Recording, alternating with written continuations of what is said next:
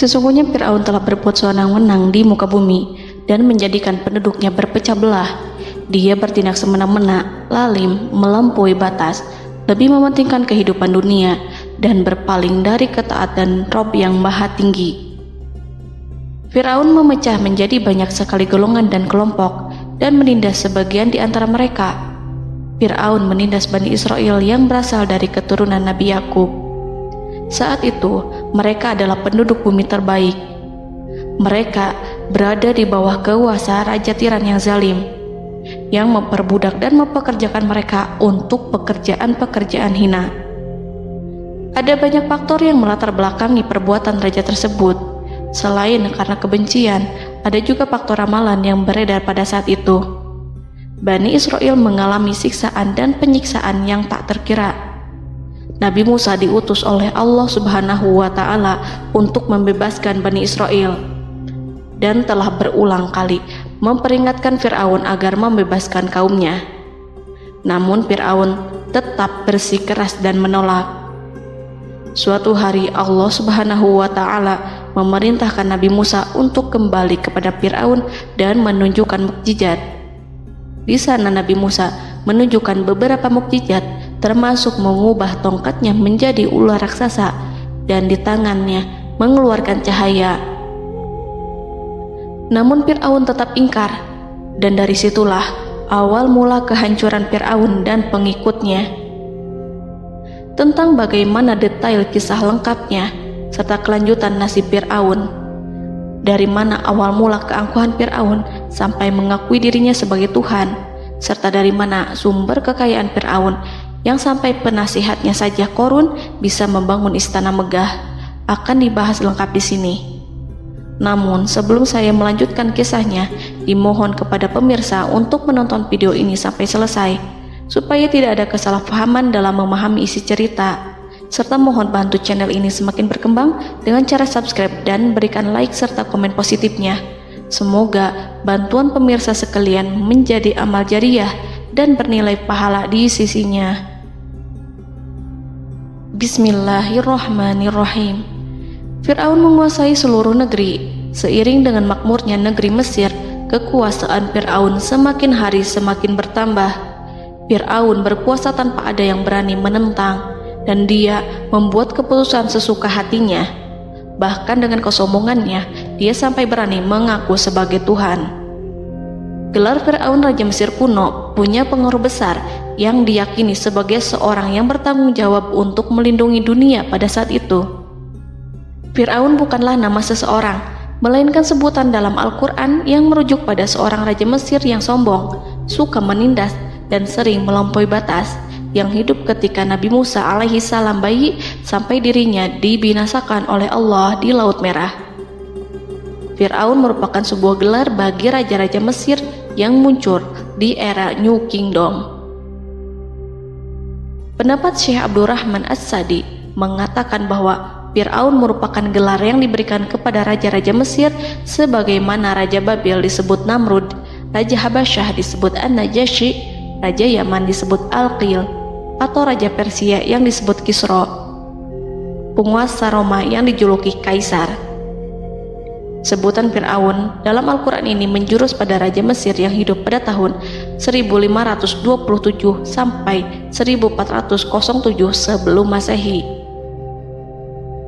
Fir'aun dikhususkan untuk menyebut penguasa Mesir yang membangkang dan tidak beriman kepada Allah Subhanahu wa Ta'ala, sedangkan yang beriman kepadanya dikenal dengan nama Malik, yang saat itu hidup di zaman Nabi Yusuf alaihi salam.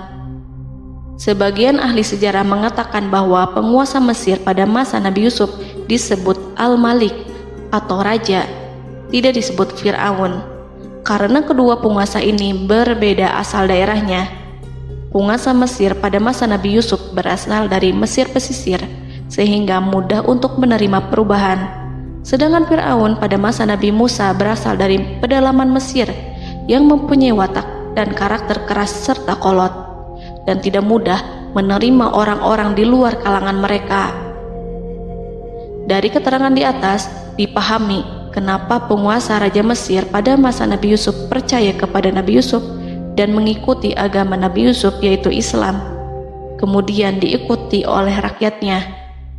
Sebagian ahli sejarah menyamakan Fir'aun dengan Mas'ab ibnu Royan.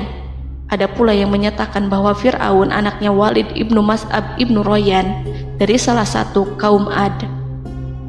Para Fir'aun Mesir kuno memperoleh kekayaan dan membangun kerajaan mereka yang megah melalui berbagai sumber. Beberapa sumber utama kekayaan dan pembangunan kerajaan Fir'aun adalah sumber daya alam. Mesir kuno diberkati dengan sumber daya alam yang melimpah, termasuk emas, tembaga, dan batu mulia yang ditambang dari wilayah gurun dan lembah. Sungai Nil juga menyediakan tanah yang subur untuk pertanian yang menjadi dasar ekonomi Mesir kuno. Air yang sangat penting ini memungkinkan kota-kota tumbuh di tengah gurun. Lonjakan air dan nutrisi itu mengubah lembah Nil menjadi tanah pertanian yang produktif. Menurut Organisasi Pangan dan Pertanian PBB, petani Mesir kuno adalah salah satu kelompok pertama yang melakukan pertanian dalam skala besar, menanam tanaman makanan seperti gandum, serta tanaman industri seperti rami untuk membuat pakaian. Sungai Nil mengalir ke utara sejauh 4.160 mil dari timur tengah Afrika ke Laut Tengah, yang memberikan Mesir kuno tanah subur dan air untuk irigasi. Untuk memaksimalkan pemanfaatan air Sungai Nil, petani Mesir kuno mengembangkan sistem irigasi cekungan. Mereka membangun jaringan tanggul berbahan tanah untuk membentuk cekungan. Kemudian mereka menggali saluran untuk mengarahkan air banjir ke dalam cekungan, di mana air akan menggenang selama sebulan hingga tanah jenuh dan siap untuk ditanami. Selain itu, Sungai Nil dapat dimanfaatkan untuk mengangkut material proyek-proyek konstruksi. Untuk mendapatkan manfaat dari Sungai Nil, orang yang tinggal di tepi sungainya harus mencari cara mengatasi banjir tahunan sungai ini. Untuk memprediksi apakah mereka akan menghadapi banjir yang bisa mengakibatkan panen buruk, orang Mesir kuno membangun nilometer atau pilar batu dengan tanda menunjukkan tingkat air. Mereka mengembangkan keterampilan dan teknologi baru dari pertanian hingga pembuatan perahu dan kapal. Sungai Nil juga merupakan rute transportasi penting karena memainkan peran sentral dalam peradaban Mesir kuno. Orang Mesir menjadi ahli dalam membangun perahu dan kapal untuk mengangkut berbagai barang, termasuk ternak, sayuran, ikan, roti, dan kayu. Mesir kuno memiliki perdagangan yang berkembang dengan wilayah Afrika Timur dan Tengah serta Mediterania Timur. Perdagangan ini tidak hanya mencakup barang-barang mewah, tetapi juga bahan pangan dan bahan baku. Fir'aun juga memiliki semua tanah di Mesir dan mengumpulkan pajak dari rakyatnya. Raja Fir'aun juga memperlakukan rakyat dengan kejam tanpa belas kasihan. Ia memeras pajak yang tinggi dan menjadikan kaum Bani Israel sebagai budak kerajaan. Mereka juga menerima upeti dari negara-negara yang dikalahkan atau ingin menjaga hubungan baik dengan Mesir. Bahkan Fir'aun juga memiliki proyek konstruksi untuk membangun struktur megah seperti piramida, kuil, dan monumen yang tidak hanya menunjukkan kekuasaan dan kekayaan mereka, tetapi juga berfungsi sebagai pusat administrasi dan agama. Proyek-proyek ini seringkali menggunakan tenaga kerja dari rakyat yang bekerja selama musim banjir. Kekayaan dan kerajaan megah Fir'aun merupakan hasil dari pengelolaan sumber daya yang efisien, eksploitasi sumber daya alam, dan kebijakan ekonomi yang cerdas. Ini semua mencerminkan kemajuan teknologi, organisasi sosial, dan kekuatan politik Mesir kuno. Kekayaan para Fir'aun Mesir kuno memang sangat luar biasa dan telah menjadi topik penelitian dan kekaguman selama berabad-abad. Fir'aun juga dikenal karena kehidupan mewah mereka. Sebagai penguasa Mesir kuno, Fir'aun hidup dengan kekayaan dan kemewahan yang hampir tak terbayangkan, yang mencerminkan kekuasaan dan status mereka.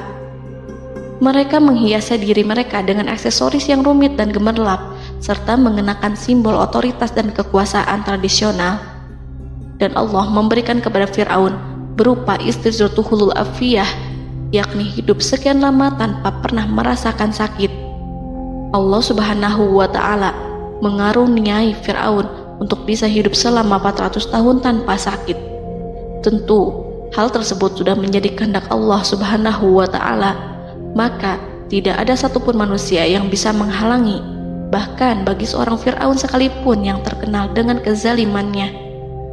Namun dengan karunia-Nya yang diberikan Allah tersebut bukannya menjadikan Fir'aun sebagai manusia yang bersyukur, tetapi malah membangkitkan kesombongan dan kesesataannya. Dan puncak kesombongan Fir'aun juga dicatat Al-Quran sebagai penguasa tangan besi dan manusia yang pernah mengaku Tuhan. Aku adalah Tuhan kalian yang maha tinggi. Quran Surat An-Najiat ayat 24. Fir'aun hidup selama 446 tahun. Selama hidupnya, Fir'aun memiliki tubuh yang sehat dan bugar tanpa pernah mengalami sakit, meski hanya berupa pusing atau flu sekalipun. Fir'aun bahkan tidak pernah merasakan kelelahan.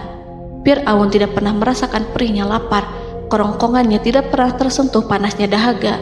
Seandainya dalam semalam saja Fir'aun dilanda sakit berupa pusing atau demam, maka ia akan sibuk untuk mengurus dirinya sendiri dan tidak berpikiran untuk mengaku bahwa ia adalah Tuhan.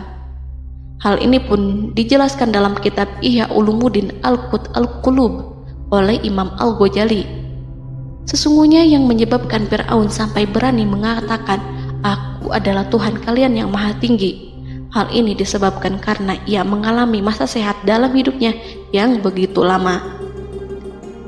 Kekejaman Raja Fir'aun diikuti dengan kesombongannya. Ia enggan bersyukur atas kemakmuran yang dianugerahkan Allah Subhanahu wa Ta'ala. Ia justru menjadikan negeri Mesir penuh dengan kemusyrikan. Sungguh, dia Fir'aun termasuk orang-orang yang berbuat kerusakan, dan kami hendak memberi karunia kepada orang-orang tertindas di bumi, dan hendak menjadikan mereka pemimpin dan menjadikan mereka orang-orang yang mewarisi bumi. Dan kami teguhkan kedudukan mereka di bumi, dan kami perlihatkan kepada Fir'aun dan Haman bersama bala tentaranya apa yang selalu mereka takutkan dari mereka. Surat Al-Qasas ayat 1-6. Haman yang merupakan penasihat dan sekaligus pelaksana proyek pembangunan menara untuk Fir'aun yang ikut berkontribusi dalam kesesatan Fir'aun, dan dia juga yang menjadi aktor utama atas kezaliman Fir'aun yang nantinya memberikan nasihat kepada Fir'aun dan mendorongnya untuk menolak ajaran Nabi Musa alaihi salam. Faktor yang mendorong Fir'aun melakukan tindakan keji ini adalah Bani Israel yang mempelajari suatu hal yang mereka riwayatkan dari Ibrahim, bahwa suatu saat nanti akan lahir seorang anak Bani Israel yang akan menghancurkan kekuasaan Raja Mesir.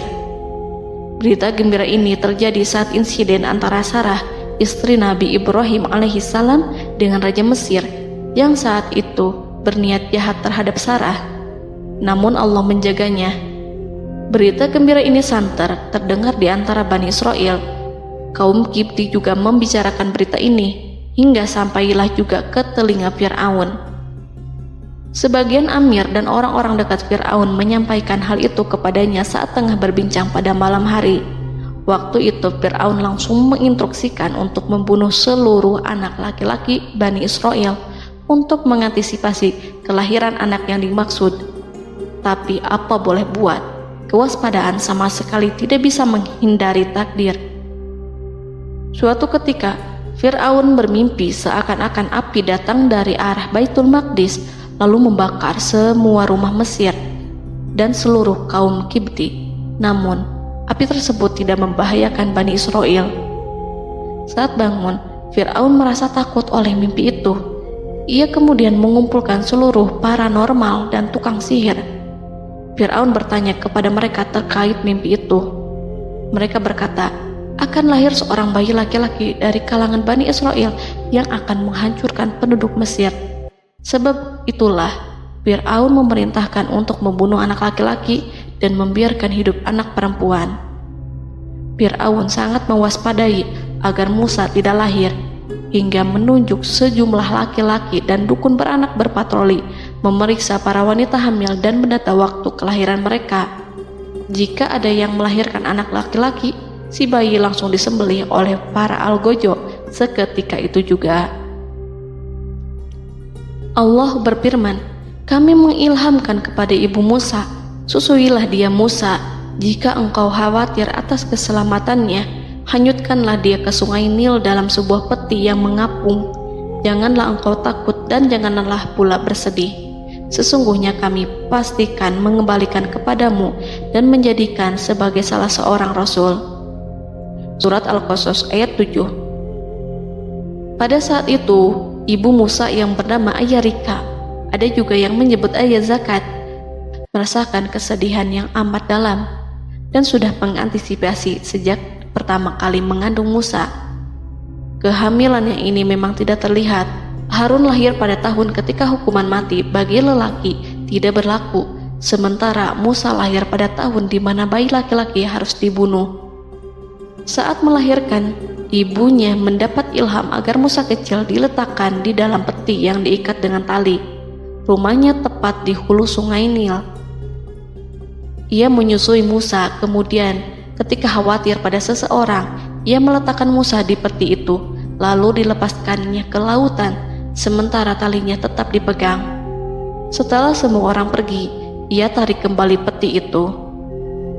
Namun suatu hari, ibu Musa melepaskan peti itu, tetapi dia lupa tidak mengikatnya dengan tali, sehingga peti berisi Musa kecil itu hanyut bersama aliran sungai Nil hingga melintas tepat di depan istana Fir'aun. Selir-selir Fir'aun itu memungut peti dalam kondisi tertutup rapat.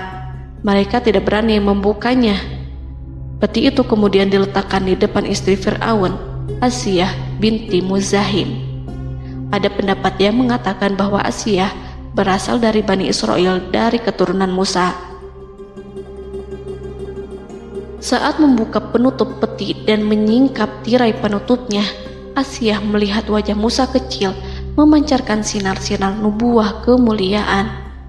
Begitu melihatnya, Asiyah langsung jatuh hati dan sangat mencintainya.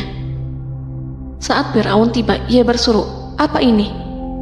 Kemudian ia memerintahkan untuk menyembelihnya, tetapi sang istri meminta agar bayi tersebut diberikan kepadanya. Sang istri berkata, "Dia adalah penyejuk mata hati bagiku dan bagimu." Fir'aun menimpali, "Iya, bagimu, tapi bagiku tidak. Aku tidak memerlukan bayi itu." Petaka memang selaras dengan tutur kata.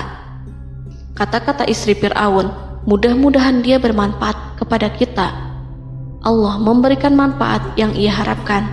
Di dunia, Allah memberikan hidayah padanya melalui sosok Musa, dan di akhirat, Allah menempatkan dia di surganya karena Musa. Atau kita ambil dia menjadi anak. Keduanya pun mengadopsi Musa karena mereka berdua tidak punya anak. Perkataan Asiyah ini diabadikan dalam Al-Quran surat Al-Qasas ayat 9. Dan berkatalah istri Fir'aun, "Ia adalah penyejuk mata hati bagiku dan bagimu. Janganlah kamu membunuhnya. Mudah-mudahan ia bermanfaat kepada kita atau kita ambil ia menjadi anak." Sedangkan mereka tidak menyadari. Dalam ayat ini Allah Subhanahu wa Ta'ala berfirman yang artinya, sedangkan mereka tidak menyadarinya. Ibnu Katsir menjelaskan maksud dari ayat ini, mereka tidak mengetahui apa yang dikehendaki Allah, bahwa di tangan anak itulah terjadinya kehancuran masa depan Fir'aun dan bala tentaranya. Mereka tidak mengetahui hukuman besar Allah yang dikehendaki terhadap Fir'aun dan pasukannya. Mereka tidak tahu bahwa Allah menakdirkan mereka untuk memungutnya. Saat Musa tinggal di kediaman Fir'aun, pihak keluarga ingin menyusuinya. Namun Musa tidak mau menerima susu wanita manapun. Ia juga tidak mau makan, hingga mereka dibuat bingung karenanya. Mereka berusaha sebisanya untuk memberi Musa makan, namun Musa tidak mau. Seperti yang Allah sampaikan dalam surat Al-Qasas ayat 12. Dan kami cegah dia Musa menyusu kepada perempuan-perempuan yang menyusuinya sebelum itu. Mereka kemudian mengirim Musa bersama para dukun beranak dan sejumlah wanita ke pasar. Mungkin Musa mau menyusu pada seorang wanita di sana. Saat semua orang berdiri di hadapan Musa, saudari Musa melihatnya. Ia tak memperlihatkan sikap seakan-akan mengenal bayi yang sebenarnya adalah adiknya. Mereka kemudian pergi bersama saudari Musa itu ke kediaman Musa. Musa kecil kemudian digendong ibunya untuk menyusui bayi itu. Bayi yang tidak lain adalah anaknya sendiri, langsung menyusu dengan lahap. Melihat hal itu, mereka merasa sangat puas dan gembira. Mereka pun melaporkan peristiwa yang sangat menggembirakan itu kepada Asia. Asia meminta agar perempuan yang tidak lain adalah ibunya Musa itu untuk menetap bersamanya dan memohon kebaikan serta kesediaannya. Namun, perempuan itu menolaknya seraya berkata, "Sesungguhnya aku mempunyai suami dan anak-anak yang tidak bisa aku tinggalkan. Akan tetapi, aku siap melakukan jika bayi itu dibawa kepadaku ke rumahku." Akhirnya Asia mengutus ajudan kerajaan untuk menyerahkan bayi itu kepada ibunya Musa untuk disusui secara rutin. Asia kemudian memberikan berbagai macam fasilitas kepada ibu Musa berupa biaya nafkah sehari-hari, pakaian-pakaian bagus, dan beberapa hadiah istimewa yang lainnya sebagai kompensasi upah menyusui bayi itu. Akhirnya Musa kecil kembali ke pangkuan ibunya dan berada di bawah asuhannya. Allah telah menyatukan kembali bayi yang bernama Musa itu dengan ibunya sendiri. Fir'aun tidak akan menyangka jika Allah telah mempersiapkan sesuatu yang besar lewat kehadiran Musa kecil di kerajaannya. Sang raja bengis lagi terpedaya oleh banyaknya pasukan yang dimiliki, kekuasaan, dan luasnya kerajaan yang maha agung yang tak terkalahkan, dan takdirnya tak bisa ditentang. Allah telah memutuskan bahwa bayi itu yang dia dan pengikutnya waspadai keberadaannya itu hingga dengan bengis membunuh banyak sekali nyawa yang tak terhitung jumlahnya. Padahal anak tersebut justru tumbuh dewasa di kediamannya, di atas kasurnya, memakan makanannya dan meminum yang ada di rumahnya. Fir'aun sendiri justru mengadopsi dan merawat serta mengasuhnya tanpa menyadari rahasia besar di balik itu. Anak itu yang membuatnya binasa di dunia dan akhirat karena menentang kebenaran yang nyata yang ia sampaikan kepadanya. Nabi Musa tumbuh dan hidup sebagai salah seorang dari keluarga kerajaan hingga mencapai usia dewasanya, di mana ia memperoleh asuhan dan pendidikan sesuai dengan tradisi istana. Allah Subhanahu wa Ta'ala mengaruniakannya hikmah dan pengetahuan sebagai persiapan tugas kenabian dan risalah yang diwahyukan kepadanya.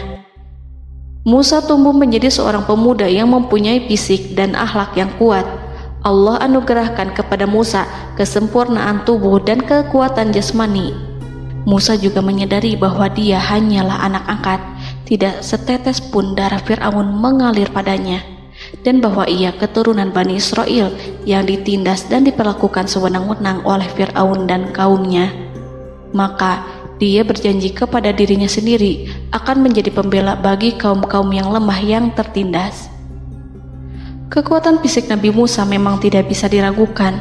Itu terbukti pada saat Nabi Musa mampu mengangkat batu penutup sumur seorang diri, padahal batu itu hanya bisa diangkat oleh 10 orang laki-laki. Peristiwa kedua saat perkelahian antara Bani Israel dan orang Kipti atau kaumnya Fir'aun, suku asli Mesir. Saat orang Israel meminta pertolongan kepada Musa untuk mengalahkan orang Kipti, Musa menghampiri orang Kipti tersebut.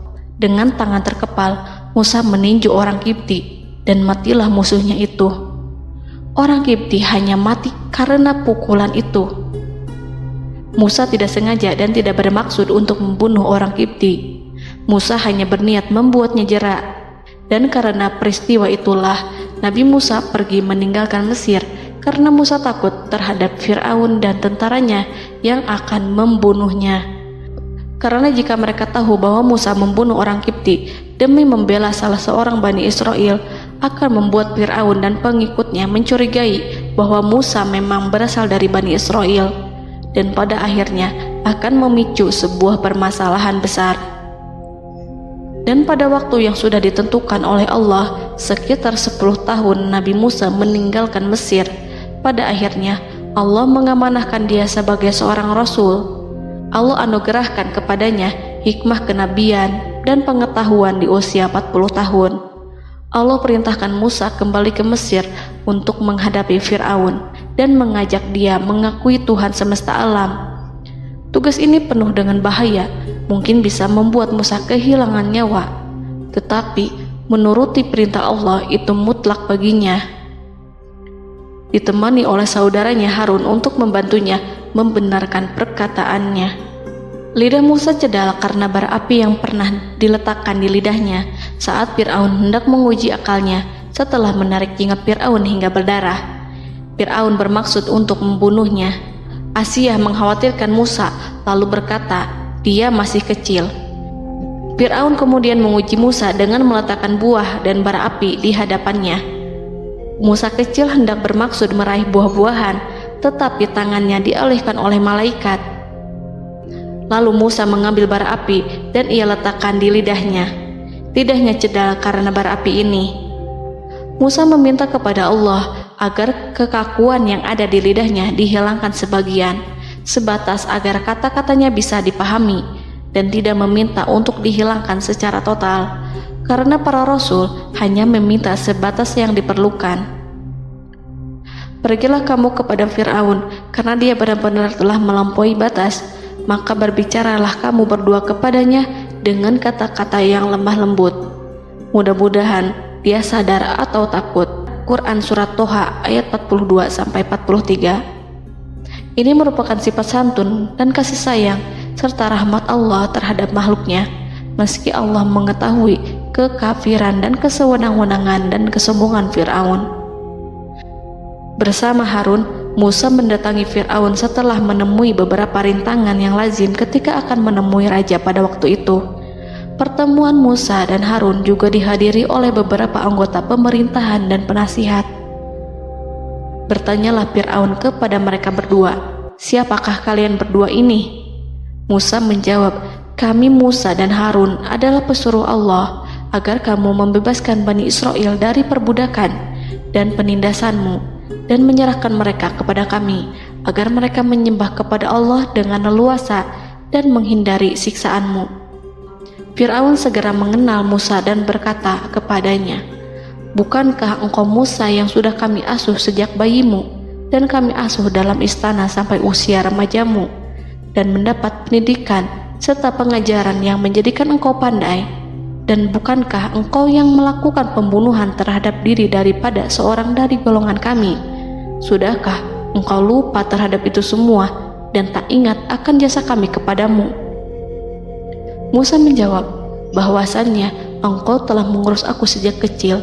Itu bukanlah jasa yang dapat kamu banggakan, karena jatuhnya aku pada tanganmu akibat dari kekejaman dan kezalimanmu tatkala engkau memerintah agar orang-orangmu menyembelih setiap bayi laki-laki yang lahir, sehingga ibuku membiarkanku mengapung di sungai Nil dan aku dipungut oleh istrimu, sehingga selamatlah aku dari pengejaranmu dan penyembelihanmu. Dan kebaikan yang engkau sebutkan itu sebanding dengan perlakuanmu terhadap sebuah suku bangsa besar, yaitu Bani Israel secara keseluruhan, karena engkau telah menindas dan menjadikan mereka budak-budak untuk melayanimu. Dan mengenai pembunuhan itu merupakan kehilafanku, lalu aku lari darimu karena aku takut kepadamu. Namun peristiwa itu merupakan rahmat dan hikmah yang terselubung bagiku, sebab dalam perantauanku setelah aku melarikan diri dari negerimu ini, Allah Subhanahu wa Ta'ala mengaruniakanku dengan hikmah ilmu dan mengutus aku sebagai rasul. Maka dalam rangka tugasku sebagai rasul, datanglah aku kepadamu atas perintah Allah untuk mengajak engkau dan kaummu untuk menyembah Allah dan meninggalkan kezaliman serta penindasanmu terhadap Bani Israel yang kau pekerjakan dan perbudak mereka untuk melakukan pekerjaan dan melayanimu. Fir'aun bertanya, siapakah Tuhan yang engkau sebut-sebut itu, hai Musa? Adakah Tuhan di atas bumi ini selain aku yang patut disembah dan dipuja? Musa menjawab, ya, yaitu Tuhanmu dan Tuhan nenek moyangmu, serta Tuhan alam semesta. Fir'aun bertanya, siapakah Tuhan alam semesta itu? Musa menjawab, ialah Tuhan langit dan bumi, dan segala yang ada di langit dan di bumi. Berkatalah Fir'aun kepada para penasehatnya dan para pembesarnya, sesungguhnya Rasul yang diutus kepada kamu ini adalah seorang yang gila. Kemudian ia balik bertanya kepada Harun dan Musa, siapakah Tuhan kamu berdua? Akulah Tuhanmu yang paling tinggi. Surat An-Najiat ayat 23-24. Dan Fir'aun berkata, wahai para pembesar kaumku, aku tidak mengetahui ada Tuhan bagimu selain aku. Quran Surat Al-Qasas ayat 38. Fir'aun menentang, padahal ia tahu bahwa ia adalah hamba yang diatur, dan Allah lah yang menciptakan dan memberi bentuk rupa. Dan mereka mengingkarinya karena kezaliman dan kesombongannya, padahal hati mereka meyakini kebenarannya. Maka perhatikanlah bagaimana kesudahan orang-orang yang berbuat kerusakan. Quran Surat An-Naml ayat 14. Fir'aun beralih memakai kekuasaan dan wibawa yang ia miliki. Fir'aun berkata, jika engkau menyembah Tuhan selain aku akan memasukkanmu ke dalam penjara. Musa berkata, apakah engkau akan melakukan itu sekalipun aku tunjukkan kepadamu suatu bukti yang nyata? Fir'aun menjawab, tunjukkanlah sesuatu yang nyata itu. Maka Musa melemparkan tongkatnya. Tiba-tiba tongkat itu menjadi ular besar, dan Musa mengeluarkan tangan dari dalam bajunya. Tiba-tiba tangan itu menjadi putih bercahaya. Saking ketakutannya hingga membuat Fir'aun terkena diare. Dalam sehari lebih dari 40 kali buang air. Namun Fir'aun sebagai raja yang mengaku Tuhan tentu tidak akan begitu saja menyerah kepada Musa, walaupun telah diperlihatkan 2 mukjizat. Bahkan Fir'aun berkata kepada kaumnya yang dikhawatirkan terpengaruh oleh mukjizat Musa, bahwa apa yang dilakukan Musa merupakan sihir, dan Musa Harun adalah ahli sihir yang datang dengan maksud menguasai Mesir. Salah satu penasehatnya, yaitu Haman, mengusulkan agar mengumpulkan semua ahli sihir dari berbagai penjuru kerajaan untuk bertanding mematahkan sihir Musa, yang tanpa pikir panjang Fir'aun setujui. Fir'aun pun berkata kepada Musa, apa yang kau bawa ini adalah sihir. Kami akan melawanmu dengan sihir yang sama. Fir'aun pun kemudian meminta Musa untuk bertemu pada waktu dan tempat yang disepakati, dan langsung disetujui Nabi Musa tanpa ragu sedikit pun. Inilah salah satu tujuan terbesar Musa untuk memperlihatkan ayat-ayat hujah dan bukti-bukti nyata Allah di hadapan halayak ramai. Dengan berbekal pertolongan Allah, Musa yakin akan menang melawan para ahli sihir itu. Maka pada waktu yang sudah ditetapkan, yakni pada permulaan hari, saat cahaya matahari mulai terik menyengat, sehingga kebenaran akan terlihat terlebih jelas dan nyata, orang-orang berbondong-bondong menuju tempat yang sudah ditentukan untuk melihat pertandingan sihir yang sudah dihadiri ribuan tukang sihir. Menurut Muhammad bin Ka'ab, mereka berjumlah 80.000 ahli sihir. Mereka sudah dijanjikan hadiah dan uang yang besar jika berhasil mengalahkan Musa. Para penyihir istana berkata, wahai Musa, apakah engkau yang mau lebih dahulu ataukah kami? Musa menjawab, silahkan kalian lebih dahulu. Maka ketika tali-tali dan tongkat-tongkat ahli sihir dilemparkan, tiba-tiba berubah menjadi seakan-akan ia merayap cepat karena sihir mereka. Ada rasa takut yang menyelimuti hati Musa, takut jika orang-orang terkena fitnah sihir dan tipu daya mereka. Namun Allah langsung menguatkan Musa dan berkata, yang diabadikan dalam Quran Surat Toha ayat 65-69. Janganlah engkau takut, sungguh engkaulah yang unggul, dan lemparkanlah apa yang ada di tangan kananmu, niscaya ia akan membuat. Apa yang mereka buat itu hanyalah tipu daya tukang sihir belaka, dan tidak akan menang tukang sihir itu dari manapun ia datang. Saat Musa melemparkan tongkat, tongkat itu berubah menjadi ular besar yang memiliki kaki, berleher besar, dan bentuk yang menakutkan, hingga semua orang lari dan menjauh. Ular itu kemudian menelan tali-tali para tukang sihir dengan satu persatu dengan gerakan super cepat. Semua orang melihatnya dengan penuh keheranan, sementara para tukang sihir mereka tercengang dan bingung kala melihatnya. Mereka melihat sesuatu yang sama sekali tidak pernah terlintas di benaknya dan juga berada di luar bidang yang mereka kuasai. Saat itulah mereka tahu pasti bahwa yang mereka lihat itu bukanlah sihir, sulap, khayalan ilusi ataupun kebohongan semata, tetapi sebuah kebenaran yang hanya bisa dilakukan oleh Yang Maha Benar, yang mengutus mukjizat tersebut dengan benar. Allah menyingkap tabir kelalaian dari hati mereka, menyinarinya dengan petunjuk yang Ia ciptakan dan menyingkirkan gumpalan keras di hatinya. Mereka segera bertaubat dan tunduk sujud kepadanya. Dengan lantang mereka mengatakan kepada semua yang hadir tanpa memperdulikan hukuman ataupun siksaan apapun, "Kami beriman kepada Rob seluruh alam, yaitu Tuhannya Musa dan Harun." Fir'aun yang congkak dan sombong tentu sangat marah dengan apa yang disaksikannya itu. Ketika melihat ahli-ahli sihirnya begitu cepat menyerah dan mengakui kekalahan kepada Musa, bahkan menyatakan beriman kepada Tuhan Musa dan Harun. Tindakan itu dianggapnya sebagai pelanggaran terhadap kekuasaannya dan penentangan terhadap ketuhanannya dan merupakan tamparan bagi kewibawaannya. Fir'aun berkata kepada mereka, "Apakah kalian telah beriman kepada Musa sebelum aku memberi izin? Kenapa kalian tidak terlebih dahulu bermusyawarah kepadaku sebelum melakukan tindakan keji di hadapan rakyatku ini?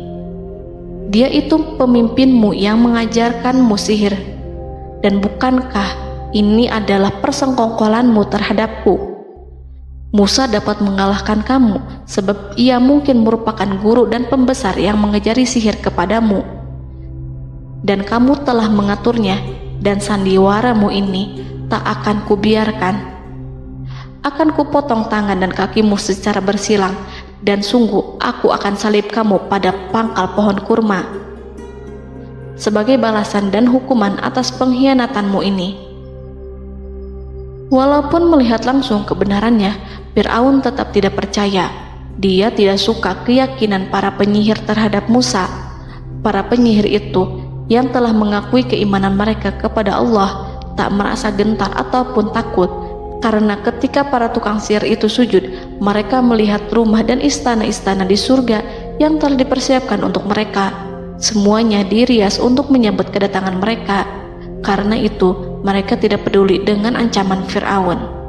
Setelah peristiwa kekalahan penyihir Fir'aun dengan mukjizat Nabi Musa itu, Fir'aun serta penasihat dan para pembesarnya, termasuk Haman, merencanakan penindasan yang lebih kejam untuk kaum Bani Israel dan merencanakan pembunuhan terhadap Nabi Musa.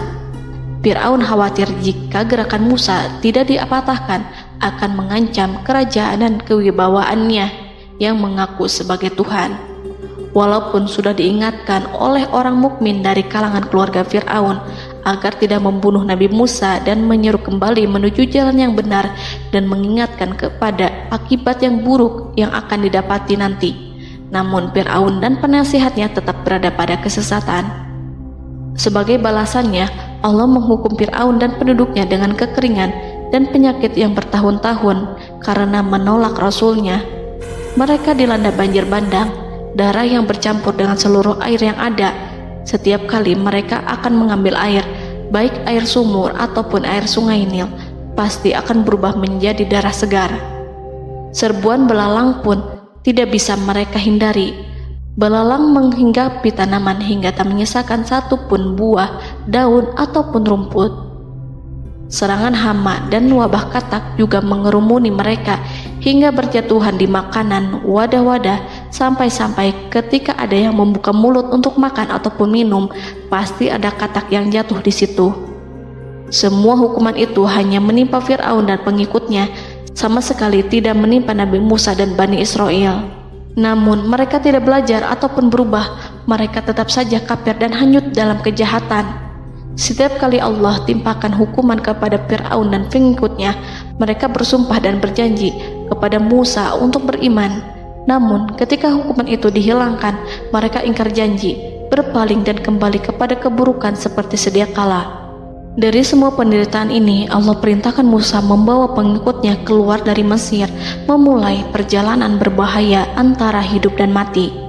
Setelah mengetahui keberangkatan Nabi Musa dan Bani Israel, Fir'aun bersama tentaranya bergerak untuk membantai mereka.